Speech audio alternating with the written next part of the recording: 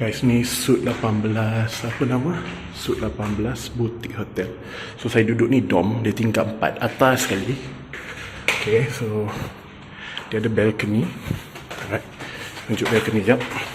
Okay, so adalah view of Pasar Payang, so jalan-jalan belakang ni. Okay, and then toilet dia lelaki perempuan asing. Okay, washroom dia punya ni. Okay, shower, toilet dia ikut sensor sikit ni. Alright, okay, and then finally ni room dia. Okay, tu katil saya, dia bunk bed lah saya ambil.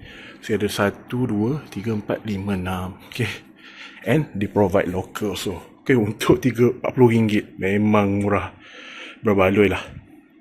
Okay, dekat setiap tingkat dekat Suite 18 Boutique Hotel Kuala Terengganu ni dia ada apa nama, dia ada air ni lah, boleh fill up dengan ni.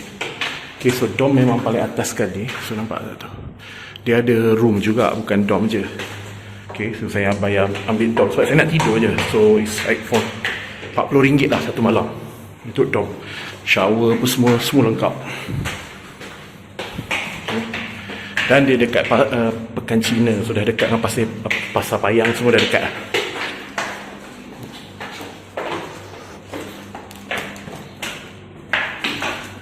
So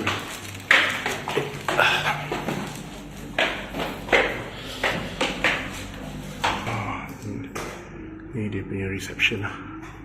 Alright, okay.